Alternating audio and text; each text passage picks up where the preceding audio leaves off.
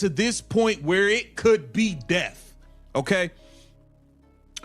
The first one is, okay, the WNBA and WNBPA agreed on a groundbreaking CBA in 2020. Okay, so they agreed on that CBA. That was cool. Now, this was important here.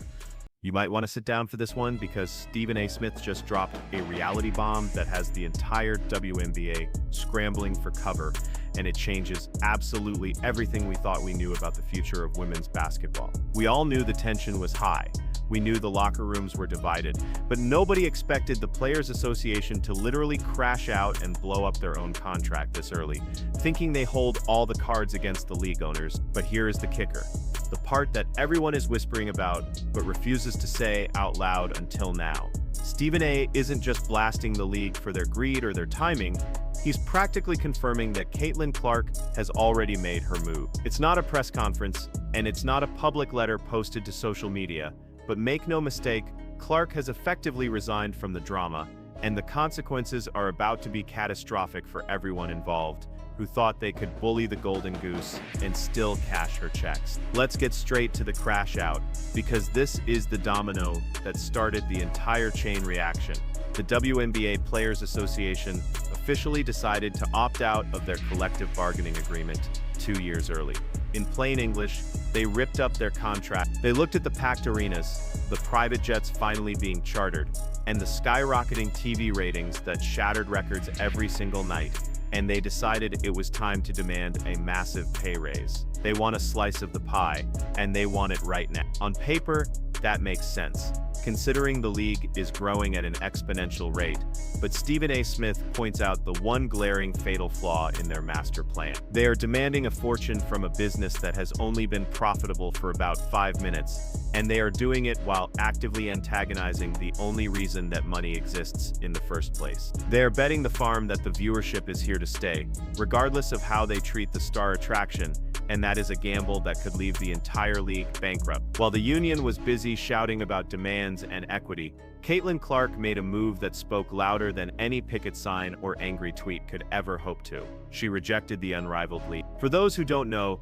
Unrivaled is the new flashy 3-on-3 league founded by Brianna Stewart and Nafisa Kalir, the very same veterans who have been competing against Clark and, in some eyes, perpetuating the cold shoulder she's received all year. They went to her with a massive payday, reportedly offering her over $1 million for just a few weeks of work, equity in the league, and the red carpet treatment. They assumed she would jump at the cash because, historically, WNBA players have to play year-round just to pay their mortgages. But Clark said no. Stephen A. sees this as her soft resignation. She turned her back on their league, their money, and their ecosystem. She chose to play golf, rest her body, and step away from the noise rather than give them the clout of her name. It's a silent power move that says, I don't need you, but you definitely needed me. Smith really went off the rails in the best way possible, dissecting the situation with the kind of brutal honesty that the WNBA establishment hates to hear. He's calling it the ultimate fumble of the bat. The veterans and the union are demanding equity and revenue sharing, which is completely fair in a vacuum, but you cannot demand a share of the Caitlin Clark money while simultaneously letting players headhunt her on the court and dismiss her impact in the media. We've seen the hard fouls, the side eyes, the exclusion from Olympic rosters, and the constant media shading all season long. Sias argues that the jealousy is blinding them to the business reality. They are trying to squeeze the golden goose for golden eggs while trying to cook the goose for dinner. You can't have it both ways, and by opting out of the CBA now, they are betting that Clark will just stick around and take the heat forever, fueling their salaries while they treat her like an outsider. Let's look at the numbers because they don't lie, even if the feelings in the locker room do. The average WNBA player needs this CBA raise to survive and live a comfortable life without going overseas to play in dangerous or exhausting conditions. Caitlin Clark doesn't. With her massive Nike deal, rumored to be worth nearly $30 million, plus huge endorsements from Gatorade, State Farm, Wilson, and others, her WNBA salary is basically pocket change. It's less than 1% of her annual income. Stephen A. Smith hammered this point home with ferocity. Clark is the only player in the league who can walk away tomorrow and still be rich for the rest of her life. The union is crashing out and making demands as if they have leverage over the entire ecosystem. But the only person with true leverage is the rookie they've been hazing. If the league locks out, the players don't get paid. Clark, however, will still be cashing checks from Nike while she practices her putting stroke. It's not just the players getting exposed in this rant. The league leadership is getting dragged into the sunlight too. Steven echoed comments calling the current leadership the worst in the world regarding how they've handled this transition. Why?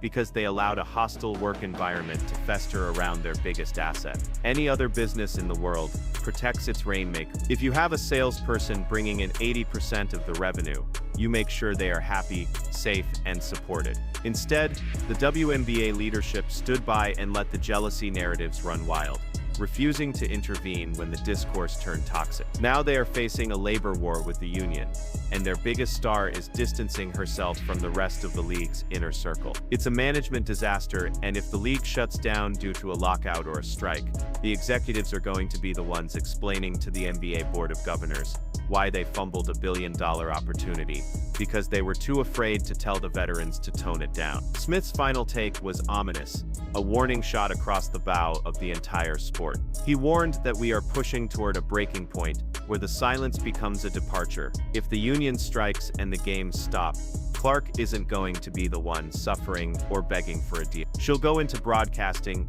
she'll play exclusively in overseas exhibition matches for millions, or she'll just build her brand independently. The resignation from the WNBA could become official if the toxicity doesn't stop. The players played a game of chicken with the league owners by opting out, thinking they were driving a tank, but they forgot that the car driving the league, forward Caitlin Clark, has an eject button, and she just put her finger on it by saying no to Unrivaled. To truly understand the magnitude of this crash out, we have to look at the timeline of disrespect that led us here. This didn't happen overnight.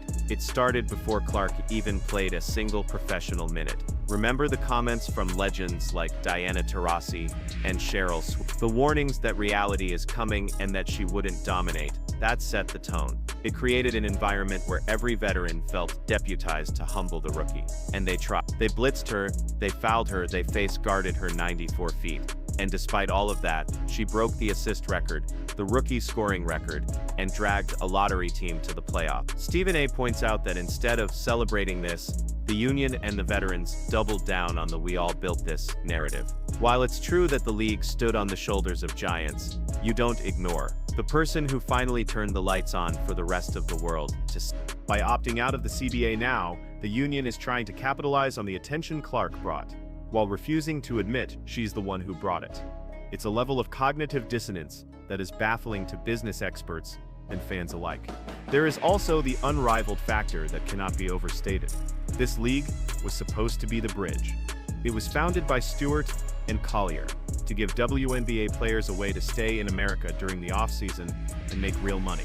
Getting Clark was the key to their television deal. Rumors swirled that huge networks were waiting to see if Clark signed before offering a massive broadcast package.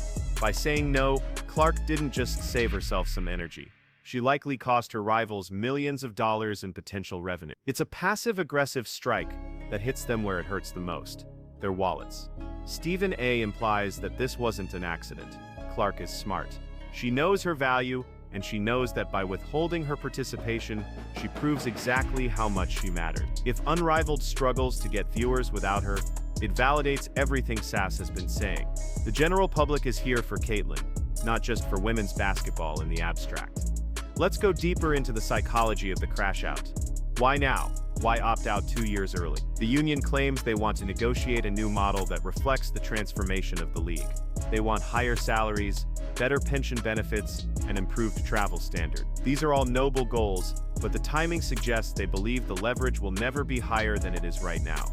They are afraid that if they wait, the hype might die down, or the TV numbers might plateau. But the irony, as Stephen A. notes, is that by creating instability and threatening a work stoppage, they risk killing the momentum entirely.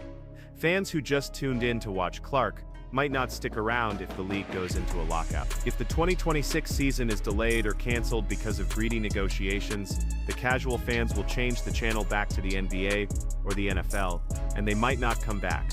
The union is playing with fire, and they are doing it inside a house made of paper. Stephen A. Smith also touched on the racial dynamics and the media coverage that has fueled this fire. He's been vocal about how the media has covered Clark versus how they cover stars like Aja Wilson. He acknowledges that race plays a role in marketing, but he emphasizes that business is business. You market what sells. In the NBA, they marketed Larry Bird and Magic Johnson to save the league. They didn't worry about whether it was fair to the other player. They worried about keeping the lights on. Say argues the WNBA is in its Magic and Bird era, but the players are acting like they are in a socialist collective where everyone deserves the same shine regardless of who is selling the ticket. This participation trophy mentality regarding media attention is what is driving the wedge. Clark sells out arenas on the road. The Fever had higher attendance numbers than the back-to-back champions, the Las Vegas Aces. That is a statistical fact. When the union ignores that reality to push for equal outcomes, they alienate the business partners who are funding their raises. We watched Caitlin Clark look exhausted by the end of the season. Not just physically, but emotionally. The constant scrutiny, the lip reading of her teammates, the analyzing of her body language, it takes a toll. Stephen A. suggests that her stepping back is a preservation tactic. She sees the crash out coming. She sees the union sharpening their knives for a labor battle, and she is choosing to remove herself from the blast zone by staying in Iowa, playing golf, and hanging out with her boyfriend and family. She is detoxing from the toxicity of the WNBA circle. This is dangerous for the league because if she realizes she is happier without the WNBA than with it, the threat of her leaving for good becomes real. We've seen athletes walk away early before. Barry Sanders, Calvin Johnson, Andrew Luck.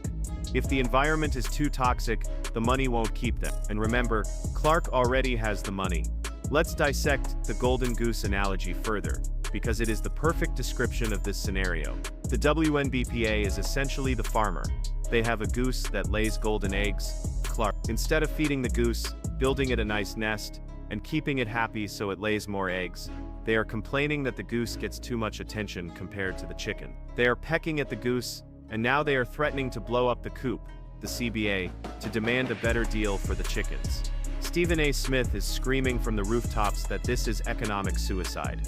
If the goose flies away, the gold disappears. The TV networks, ESPN, ION, ABC, they signed these deals largely projecting Clark's trajectory.